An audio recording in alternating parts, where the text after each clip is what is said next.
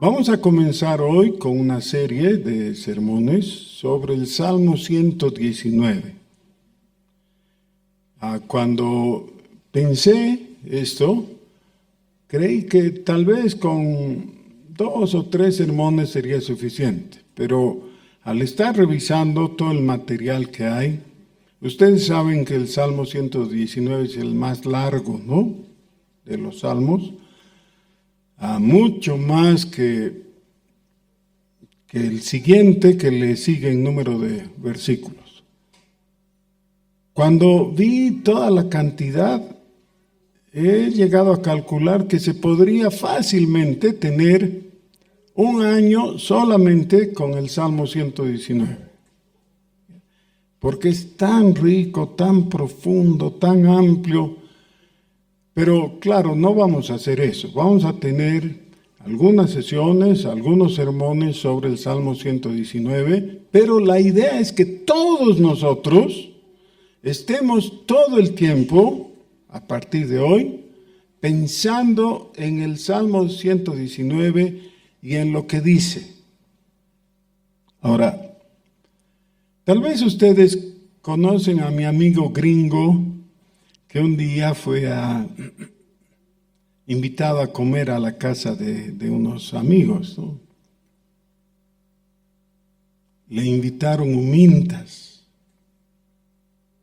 y él se sirvió y le preguntaron después, ¿no?, qué le habían parecido las humintas.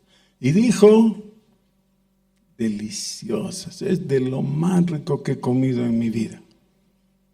Ah, qué bien que le gustó. Sí, una cosita nomás no me gustó. La lechuga en que vienen envueltas es muy dura.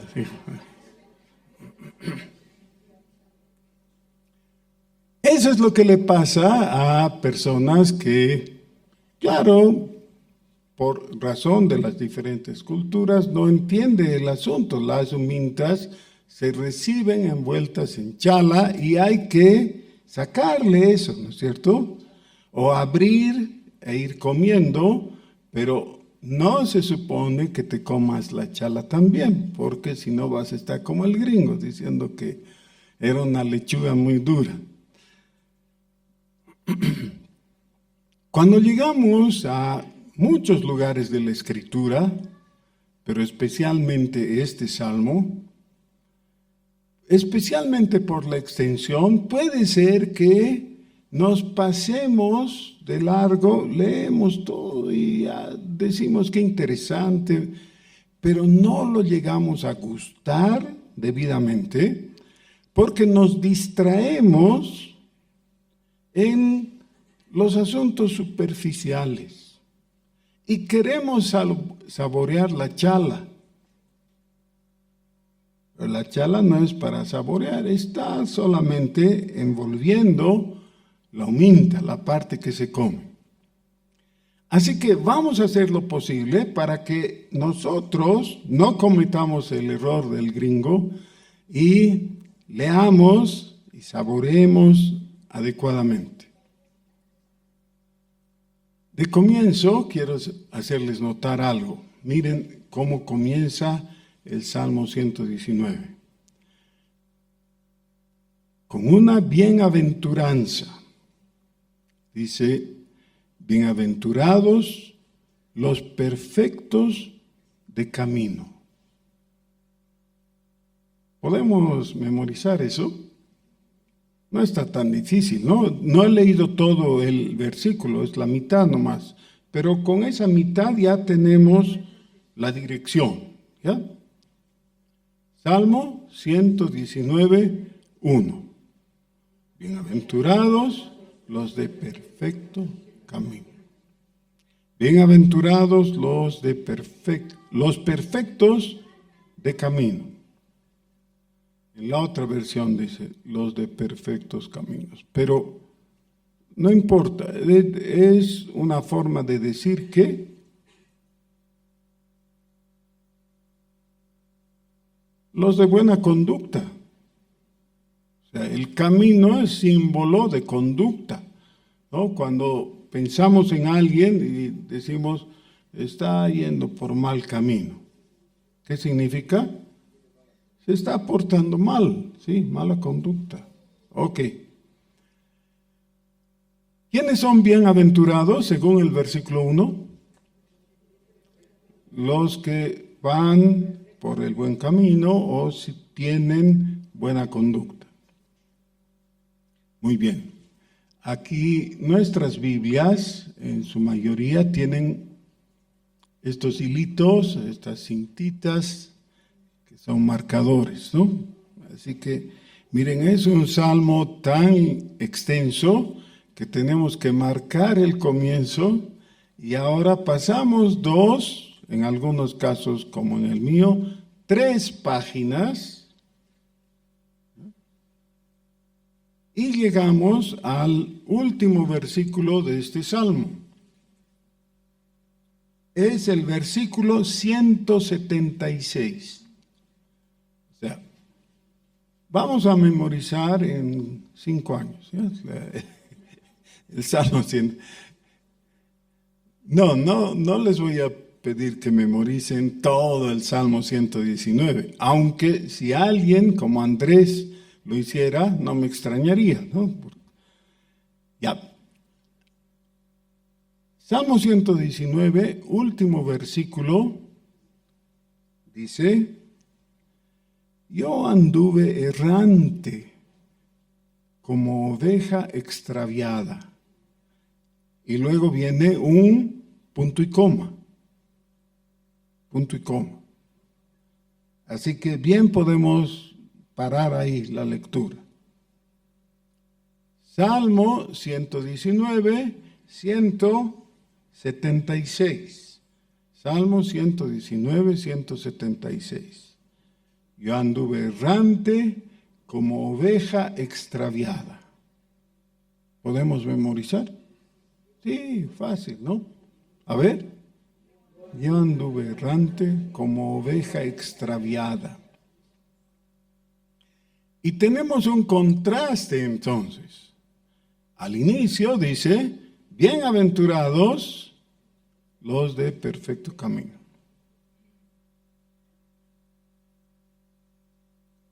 Si saltamos al último versículo, yo anduve errante como oveja extraviada. Por un momento necesitamos reflexionar históricamente cómo ha ocurrido eso. Dice la Escritura que en el 6º día de la creación, Dios creó al ser humano, al hombre. Y como dice, varón y hembra los creó, entonces entendemos que la creación del ser humano se produjo el día 6º, hombre y mujer. ¿Ya? Y eso aclara, varón y hembra los creó.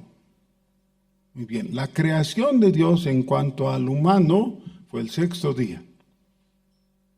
Los puso en el lugar más agradable del mundo, en un huerto, con todas las condiciones favorables. Todo lo tenían, digamos, a pedir de boca, se puede decir, ¿no? Ahí estaba. Aún así, el hombre escogió rebelarse, desobedeció.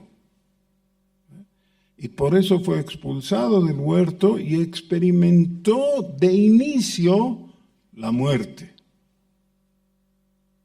La experiencia de la muerte no se dio repentinamente en un solo día, sino que ahí empezó el hombre a morir. Y claro, la muerte concluyó el día que él falleció y seguramente fue enterrado. Ese punto es, digamos, recordado con amargura. ¿No es verdad? En Romanos capítulo 5 se plantea el asunto. Por causa de Adán, todos nosotros hemos recibido la naturaleza pecaminosa.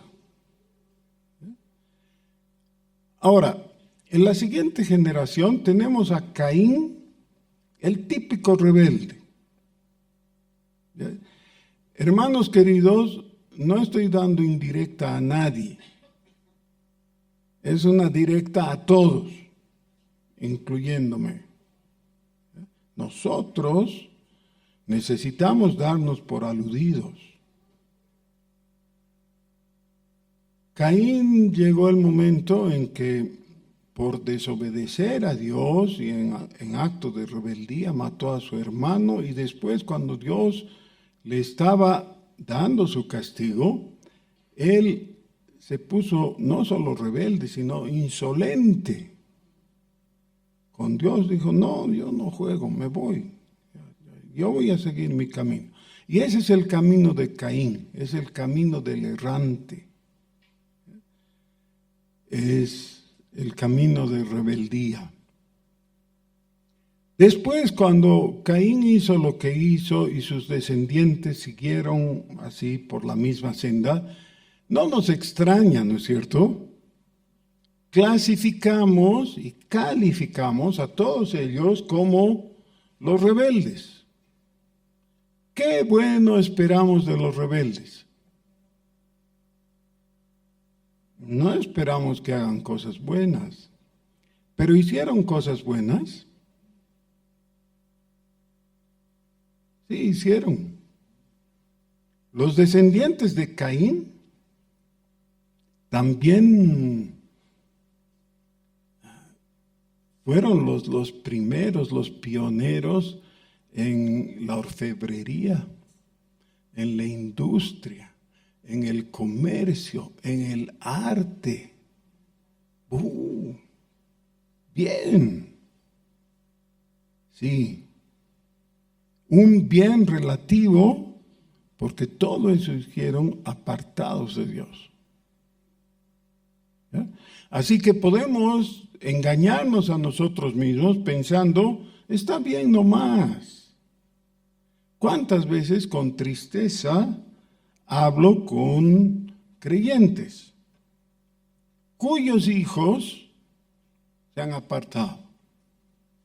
Y cuando les pregunto, ¿y cómo está tu hijo? Está bien, ya se va a graduar. Dicen. O sea, en lo académico está muy bien. Sí, pero ¿y cómo está con el Señor? No, yo sigo orando por él. Pero está en rebeldía. Esa es la realidad.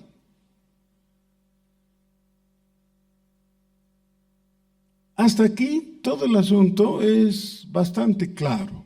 Podemos observar el cumplimiento de la ley de causa y efecto, y así es, dejan al Señor, les va mal, claro.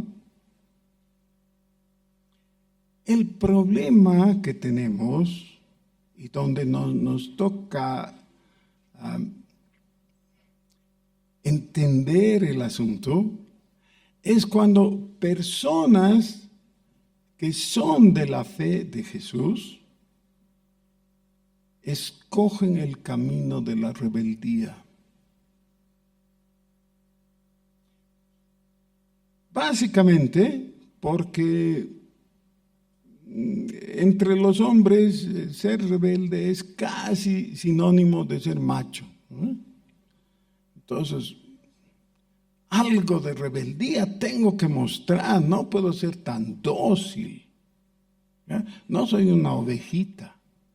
Y con cada cosa que dicen, no soy tan dócil o no soy una ovejita, en realidad lo que están diciendo es, no soy cristiano. Porque, ¿qué es lo que dice el cristiano básicamente? Soy oveja de tus prados, le dice a Dios. Soy oveja. Lo cual puede ser humillante. O nos gusta ser calificados de oveja. No, las ovejas son hedionditas. Y tontas como ellas solas. Así son. Son incapaces de defenderse, son incapaces de reconocer el camino, ¿no? Y van y se embarrancan, por ejemplo. ¿Ya? Listo. ¿Les puedo hacer una confesión personal? Soy ovejita, de lo peor. El salmista está diciendo en el último versículo del Salmo 19 que está dando su testimonio ahí. ¿Qué dice? Anduve errante. Sí, esa es mi experiencia. Nos gusta predicar el Evangelio a los perdidos, y entonces, entre comillas, perdidos, tenemos el típico hombre que se porta mal, ¿no? Y que hace cosas que nosotros decimos, no, yo nunca haría eso. Eso sí que no. Y entonces son personas de lo peor y nosotros fácilmente levantamos el dedo acusador, pensando, yo no soy así. Pero cuando el salmista está diciendo, he caminado en una forma equivocada, he escogido mal el sendero, he actuado como una oveja extraviada. En realidad estamos reconociendo que nosotros también necesitamos de vez en cuando que alguien nos tome la mano y nos conduzca. Y que dejemos de ser rebeldes.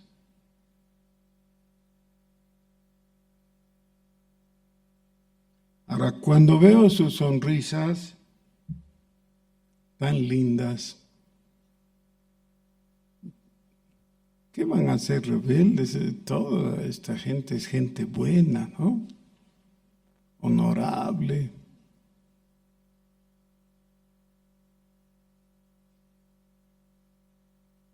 Nosotros sabemos que frente al espejo de la palabra, no somos como nos mostramos.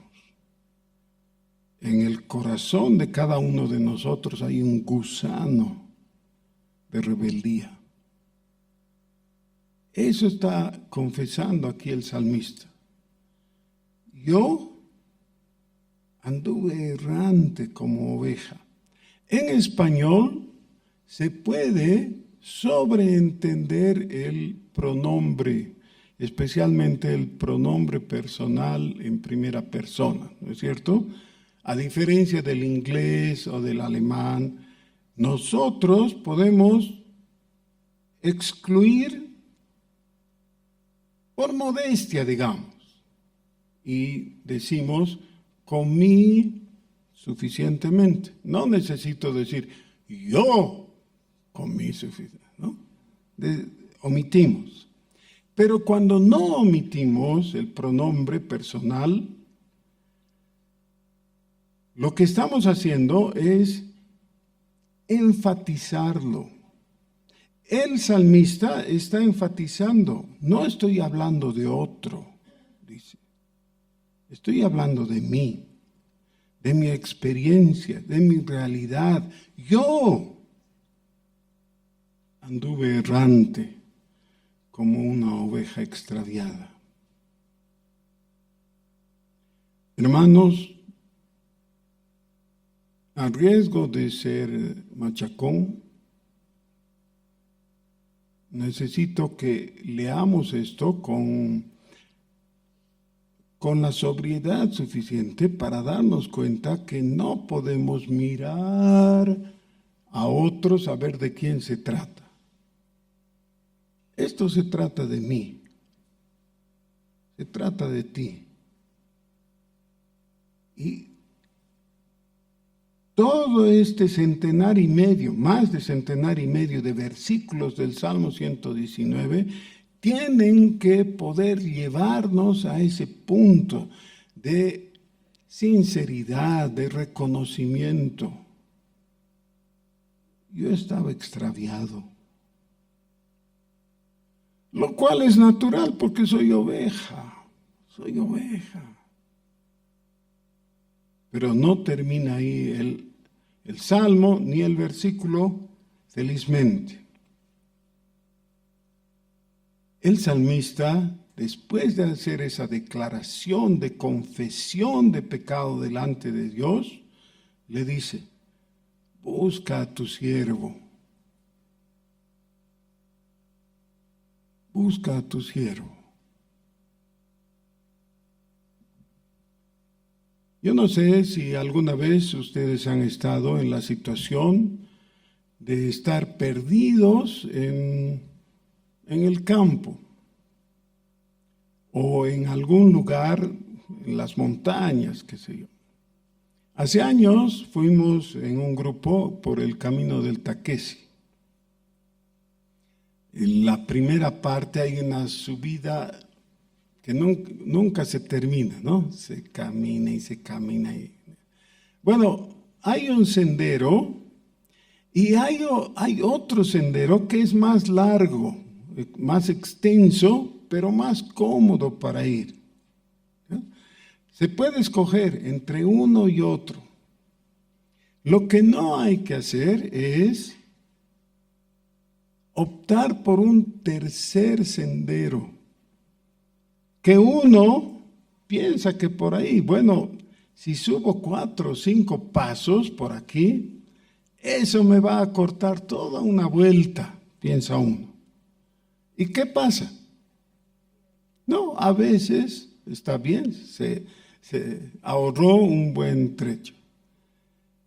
Pero de vez en cuando resulta que has subido y ahora no encuentras el camino. Sabes que es hacia arriba, pero ¿en qué dirección? Y como hay tantas montañas, hay tantas colinas mezcladas, uno de los grupos de chicos que estaban con nosotros se perdió. Entonces llegamos a la cumbre, ya dejamos las cosas y volvimos para buscarlos, fuimos en una y otra dirección y la neblina estaba muy baja, así que no se veía, solamente era por gritos, pero se produce un fenómeno, ¿no? Uno oye los gritos y no sabe de qué dirección vienen, porque ese es el efecto, ¿no? No tengo la explicación física, pero así pasa. Y en esa ocasión hemos perdido 2 horas yendo a buscar al grupo y esa búsqueda tenía que ser hasta encontrarlos. Porque ¿cómo íbamos a volver y decir, sí, faltan 6 tontos ahí que perdieron el rumbo? No se podía hacer eso, ¿no? Había que buscarlos hasta encontrarlos. Cuando los hallamos, en realidad no fue porque los vimos, sino porque oímos sus gritos de auxilio.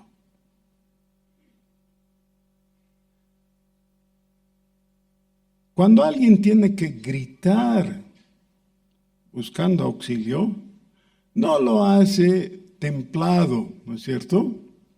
El grito de búsqueda de auxilio no es de alguien que está neutral, tranquilo y todo. Cuando ya está gritando, es porque está desesperado. Lo que dice en este versículo al final no es algo que se pueda leer. Busca a tu siervo. Es un grito.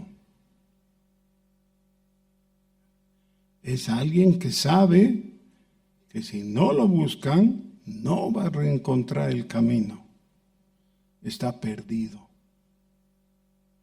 Quisiéramos nosotros decir, o más o menos plantear, que bueno, desde que nos convertimos, siempre hemos caminado con Jesús, hemos ido por la senda recta, todo sin problema. ¿Pero es verdad? No es verdad. No es verdad en el caso del salmista y no es verdad en nuestro caso tampoco. Muchas veces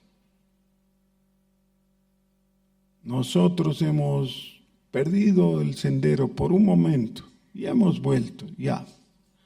Pero ha habido alguna vez en que hemos querido volver y ya no sabíamos por dónde. No hemos hallado.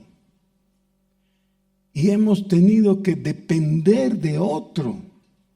En última instancia, obviamente, de Dios.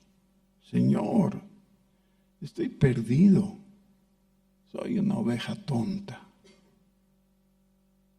Necesito que tú me halles. Por favor, encuéntrame. Rescátame. Y luego nos da una razón que uno le busca la relación de causa y efecto y no es tan fácil encontrar. La última oración del versículo 176 es: porque no me he olvidado de tus mandamientos. Pero entonces podrías decirle: oye, a ver un rato, ¿reconoces que estás perdido? Sí, dice, estoy perdido, como una oveja extraviada, así estoy perdido. Pero ¿cómo puedes estar perdido si recuerdas sus mandamientos? Sí, pero esa es la realidad. El conocimiento y el recuerdo, que es meramente intelectual, está bien, ahí está. Y por eso sabe que lo que tiene que hacer es gritar, pedir auxilio. Pero el auxilio no va a llegar en una forma automática y facilona. No es así. Ok.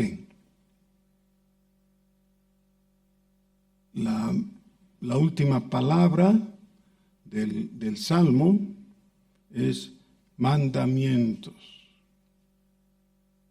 Esta palabra mandamientos se repite a través de todo el Salmo. Y ahora vamos a jugar, ¿no? En el buen sentido de la palabra. Ya abran su Biblia de papel, si no compren una Biblia.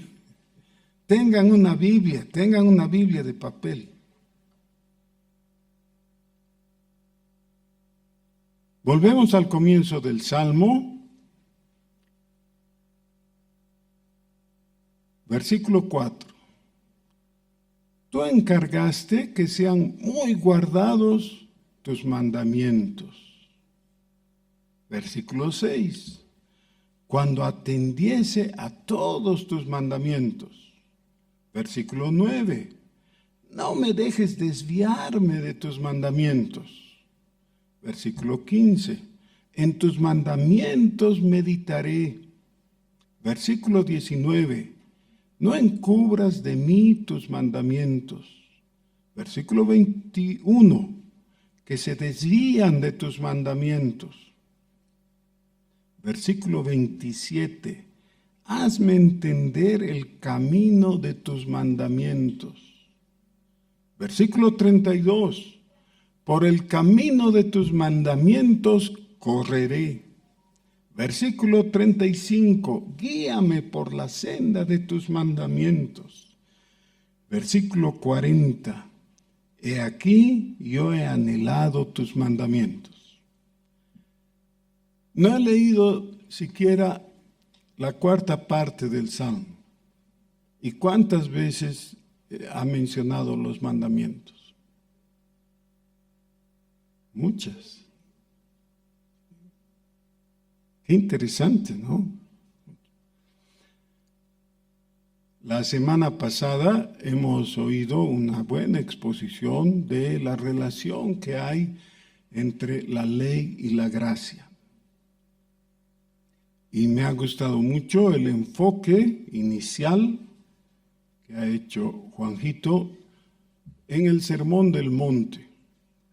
Mateo capítulo 5, versículo 17, en el que el Señor Jesús dice: no crean que he venido a abrogar la ley, sino a cumplirla. ¿Qué relación tiene la ley y los mandamientos? ¿Se puede decir que es lo mismo? Sí, básicamente. Es decir, los mandamientos son una parte de la ley. El concepto hebreo de la ley es de todo el paquete. ¿Ya? Todo el paquete le ponemos por título la ley. Pero los mandamientos son solamente un quinto de toda la ley. ¿Ya? Quiere decir que junto con los mandamientos hay otros elementos que componen la ley. Les voy a decir una vez, y si toman nota está bien, si no espero para la próxima tener un cuadrito donde les voy a dar en forma escrita, si es que recibo ayuda. ¿Ya? Tenemos en la ley los mandamientos, las ordenanzas, los testimonios, los decretos y los estatutos. ¿Quieren que repita? No, no voy a repetir, porque igual no se van a acordar. Es solo para mostrarles que yo sé. Pero les voy a dar de manera escrita, ya no se preocupen. Ahora, los mandamientos tienen que ver con instrucciones y por eso usan el imperativo, sea en forma positiva o en forma negativa. Por ejemplo, amarás al Señor tu Dios, eso es positivo. También tenemos en forma negativa, el mandamiento dice: no tendrás dioses ajenos delante de mí. El no lo hace negativo, pero es igualmente un mandamiento. Varios mandamientos hay en la ley de Dios y creo que resulta inútil tratar de tabularlos porque a veces están sobrelapados, es decir, el uno está ocupando el lugar del otro también. ¿Ya? Entonces, son 2, son 3, son 5, no importa, pero hay que conocerlos, ¿ya? Y poder diferenciarlos. Los mandamientos, especialmente, son aquella parte de la ley a la que el Señor Jesús se estaba refiriendo. Cuando dice: no crean que he venido a abrogar la ley, se estaba refiriendo especialmente a los mandamientos. La mayoría de los mandamientos incluyen eso.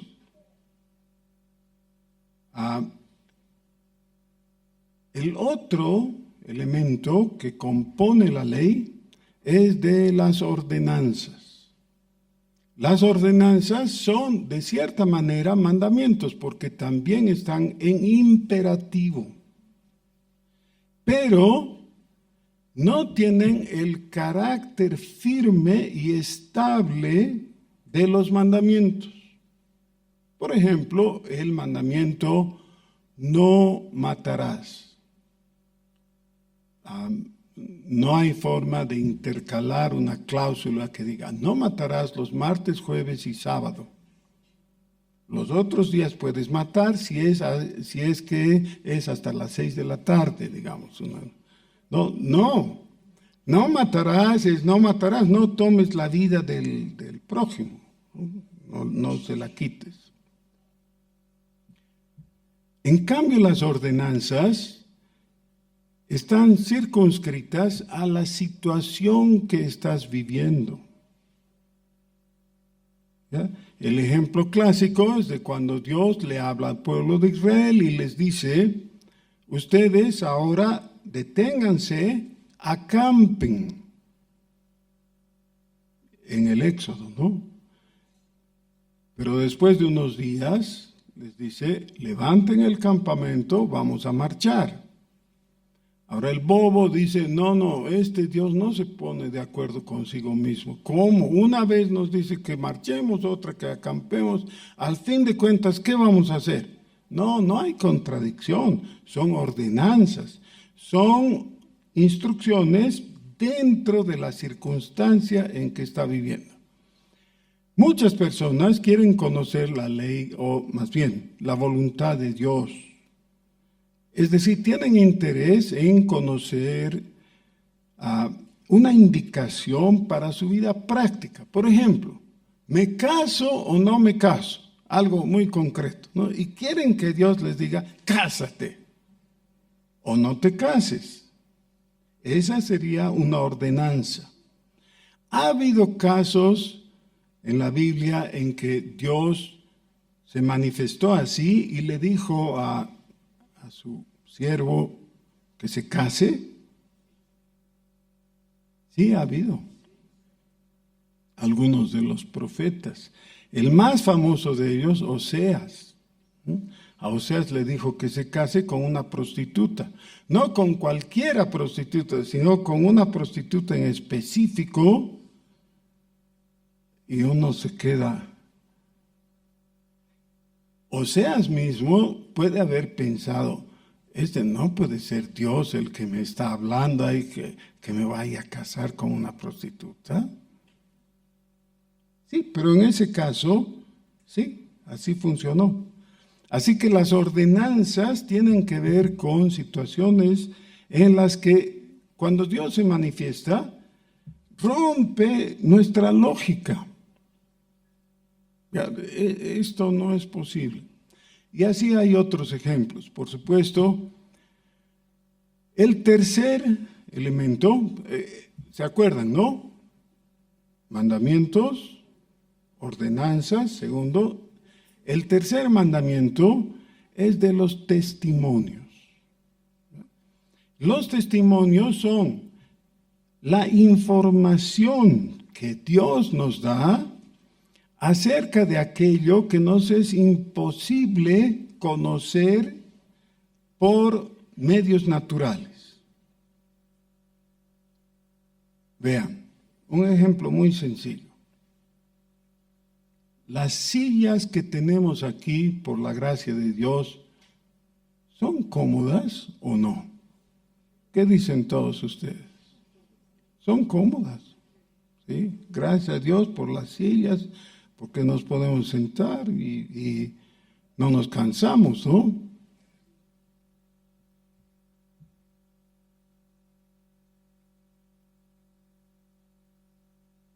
Estas sillas han sido escogidas, ¿sí?, justamente para que no sean demasiado cómodas como esos sillones que te sientas y no puedes levantarte y entonces te duermas, ¿no? Porque eso sería un atentado contra el predicador, pero y que no sean tan incómodas. Antes teníamos unas sillas de fierro galvanizado, algo así, y de cuerina también. La idea estaba bien, pero a mí me mataban. Ya 2 minutos sentado en esa silla y yo parecía en una tortura china. Me dolía la espalda. ¡Qué incomodidad! Ahora, después de la experiencia en esas sillas rojas de incomodidad, yo tendría la curiosidad de, ¿hay alguna silla cómoda? Y ustedes me dirían, sí, estas sillas azules son cómodas, tienen otra forma, más anatómica, etcétera. Son cómodas. Entonces, ¿qué debo hacer para saber si estas sillas son cómodas? Sí, es fácil, ir y sentarme, y listo. Ahora sé que son cómodas. Así en la vida tenemos una gran cantidad de información que obtenemos de forma sensorial o intelectual. porque razonamos. Ahora, cuando nuestros sentidos nos informan de algo, guardamos en nuestra mente y eso conforma la experiencia. Sabemos que es así. Una vez que me siento en una de estas sillas, ya me doy cuenta, todas las sillas deben ser más o menos iguales, de cómodas. Pero hay cosas que no puedo experimentar por mí mismo. Una de las dificultades en el mundo actual es el viaje. Antes viajar en avión era muy cómodo. Ahora a veces más tiempo pasas en la cola que haces en el mostrador que en el vuelo mismo, ¿no? Es bien incómodo. ¿Y saben qué? Cada vez es peor porque dependes de tu celular y que el código y que esto. Y he visto gente llorando porque no podía resolver el problema. Se ha hecho tan complicado. Conversando con alguien, dice, sí, así complicado es en tal lugar, pero en tal otro es muy fácil. Entregas tu celular y listo. Ahí ya tienen toda la información. No necesitas más.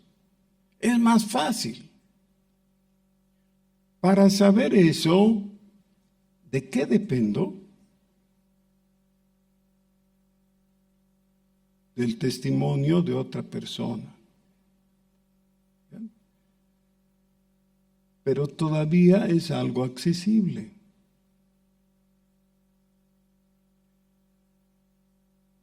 Hace como 10 días, mi hermana ha fallecido. Y hemos estado en esos momentos tan tristes y todo. Pero parte del asunto ha sido que hemos compartido tiempo con la consuegra de mi hermana. Consuegra de mi hermana. Es una señora muy simpática, de buen carácter, pero está ciega. Y antes hemos charlado muy superficialmente, pero en esta ocasión ella se ha sentido con la libertad de preguntar algunas cosas. Algo que me ha preguntado, porque ya me oyó predicar, ¿no? Entonces, lo que ha preguntado es, ¿qué es lo que pasa exactamente cuando la persona muere? ¿Dónde va su alma? ¿Y dónde va su espíritu? Ahora, cuando te encuentras con una persona que no sabes qué grado de conocimiento tiene, da ganas de preguntarle, bueno, a ver, ¿hasta dónde sabe? ¿No? Y sobre eso construir, dar la respuesta. Porque tal vez uno da solamente la respuesta puntual, pero no sabía nada de lo anterior, ¿no? Quizás. Entonces se hace muy complicado. En cualquier momento, al estar dando la respuesta, ella podría decir, ¿y usted de dónde sabe eso?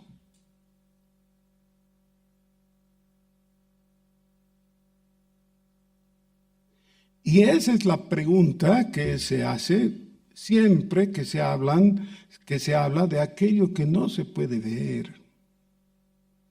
El Señor Jesús, cuando estaba hablando con Nicodemo, le dijo, a ver, Nicodemo, si te hablo de las cosas que son visibles y no entiendes, ¿cómo te voy a hablar de las invisibles?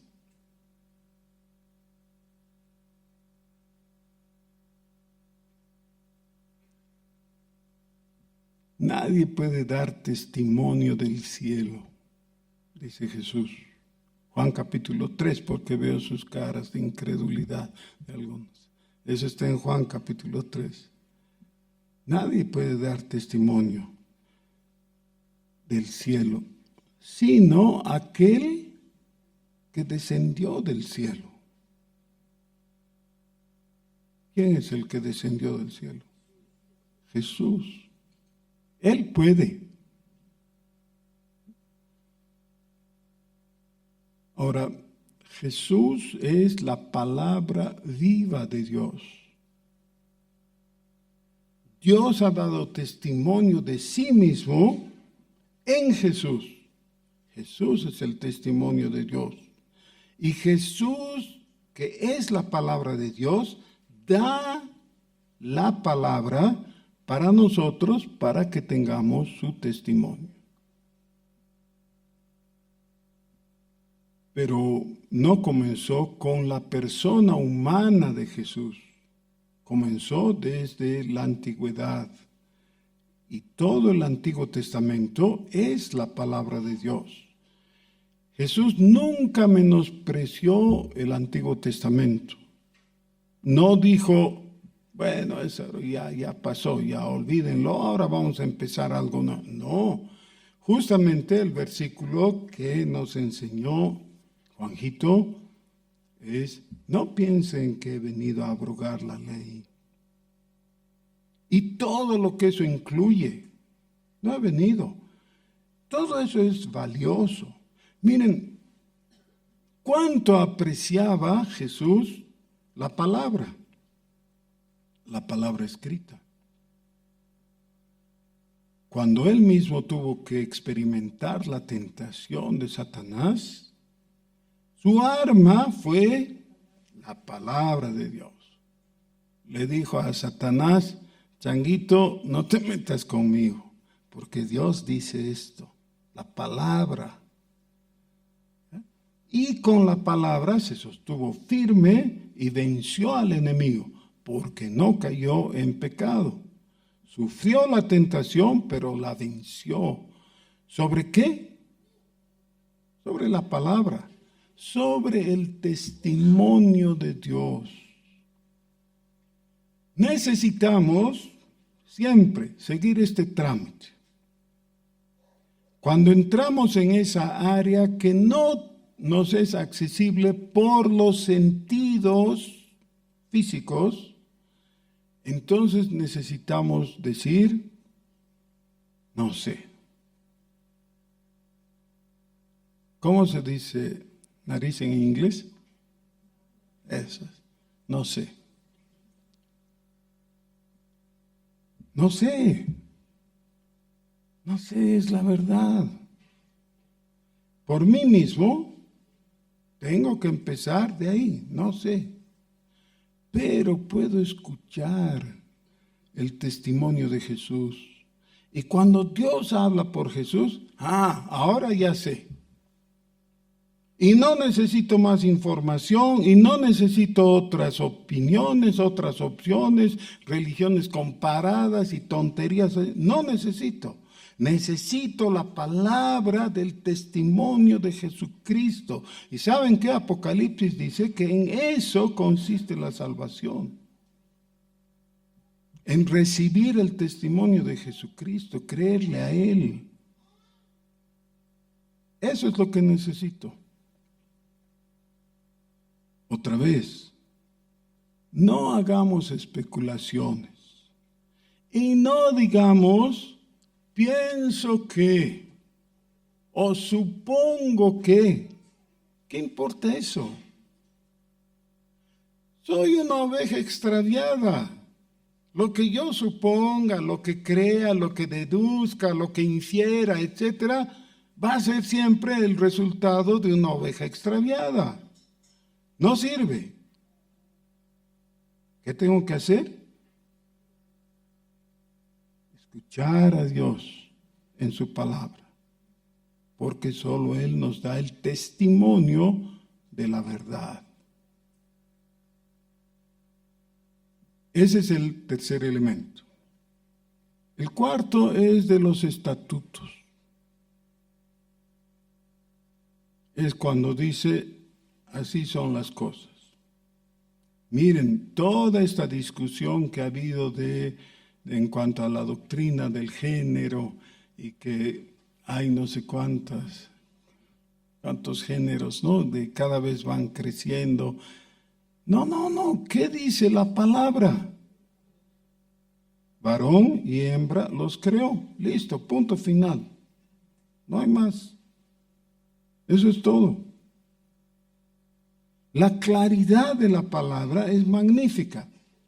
Pero si alguien dice, sí, pero yo me siento, lo que no es, ¿no?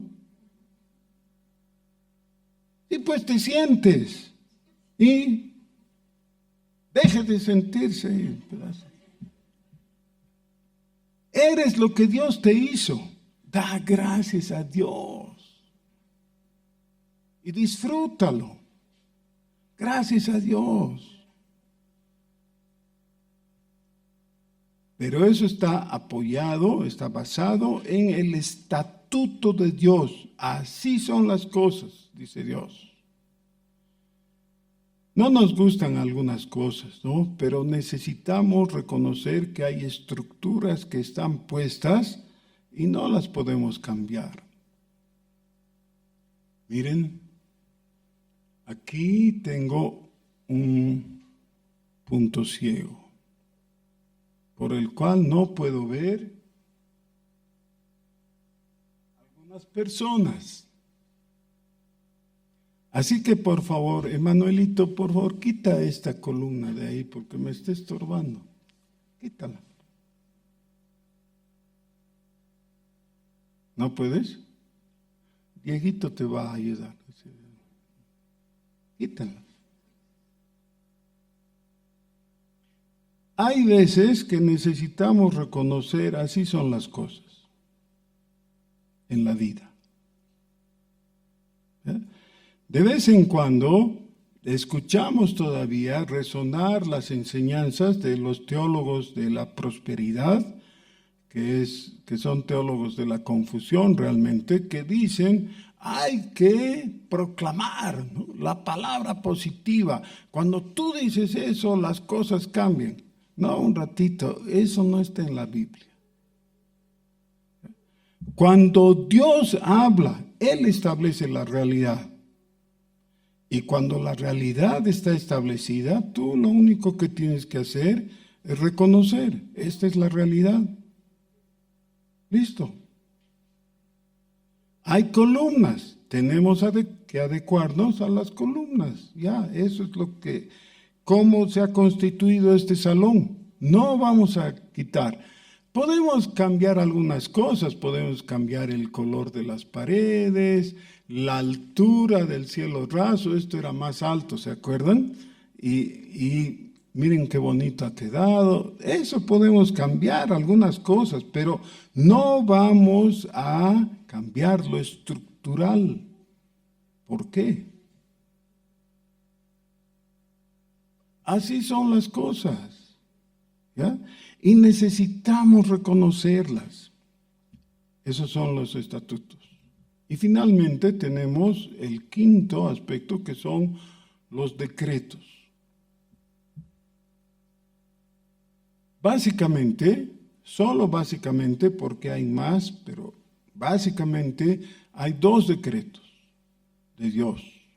El decreto de creación, que es cuando Dios dijo, ¿qué dijo?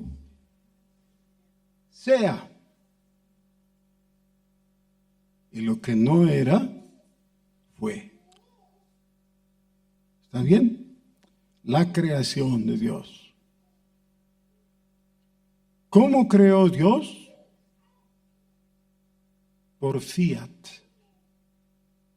Fiat es una marca de auto, ¿no? Sí, de ahí deriva, ¿Cómo se dice Fiat en alemán, chicos?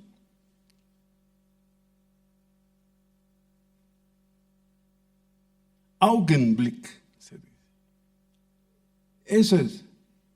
Es un abrir y cerrar de ojos. Eso es. No había. Y ahora hay. ¿Qué hizo la diferencia? La diferencia del ser. ¿Qué dice Hebreos capítulo 11? Por la palabra de Dios. Dios habló, lo que no había, ahora hay. Listo. El decreto de creación.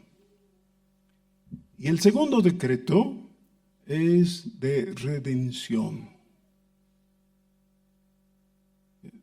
El primer decreto es de creación, el segundo decreto es de redención. ¿Saben en qué consiste el decreto de redención? Es que antes de la fundación del mundo, a Dios le plugo escribir mi nombre en el libro de la vida. Y no sé si ustedes tienen motivos, pero yo sí tengo un motivo para decir, gloria a Dios, gloria a Dios. Antes de que existiera nada, cuando todo estaba en la mente de Dios nomás, Dios ya te escogió para salvación. La salvación no es por tus méritos, es porque Dios lo decidió antes de que hagas bien o mal. De Dios es el decreto. ¿Puedo confiar en que Dios ha establecido tu salvación? ¿Podemos confiar? Claro, desde antes de la fundación del mundo Él lo ha decidido y no va a fallar, no va a fracasar. Así ha establecido. Gloria a su nombre. Podemos estar confiados. Y ahora, Señor, soy una oveja estúpida. Me perdí. Ven a rescatarme. Así termina el Salmo. Y no está escrito, pero yo supongo que dice, Dios dice, claro, yo te he escogido. Yo te voy a rescatar. Yo soy el buen pastor. No me estoy inventando. Jesús literalmente lo dijo. Yo soy el buen pastor. El buen pastor su vida da por las ovejas. Nadie va a poder apartar de mi mano a mi ovejita. ¿No quieres ser su ovejita? Esa sí que es una tontería. Es estupidez sobre estupidez. Ya somos estúpidas ovejas, sí, pero no hagamos una estupidez peor de rechazar a Jesús.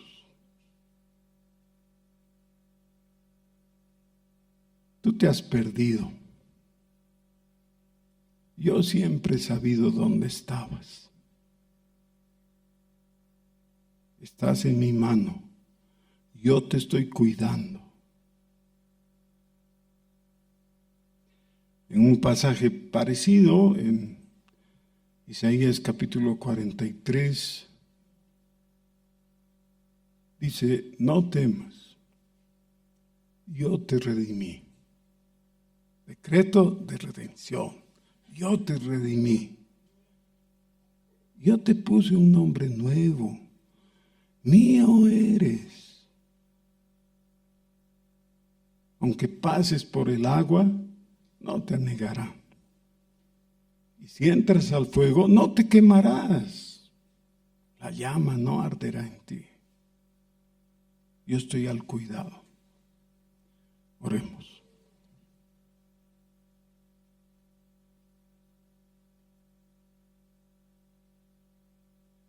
Tú eres el Dios creador, tú eres el Dios redentor, que jamás ha fallado, nunca se ha equivocado. Gracias, Señor, porque tú has hecho las cosas bien y las has hecho desde antes de la fundación del mundo Tú nos has escogido y nos has llamado. Qué grande el privilegio de gritar invocando tu nombre. Ven, rescátanos. Somos ovejas extraviadas. Tennos contigo. Quita de nosotros ese espíritu de rebeldía, oh Señor. Haznos dóciles. Señor, nosotros queremos participar de esta hermosa bienaventuranza. Bienaventurados los perfectos de camino, los que andan en la ley de Jehová. Bienaventurados los que guardan sus testimonios y con todo el corazón le buscan. Gracias, Señor, en el nombre de Jesús. Amén.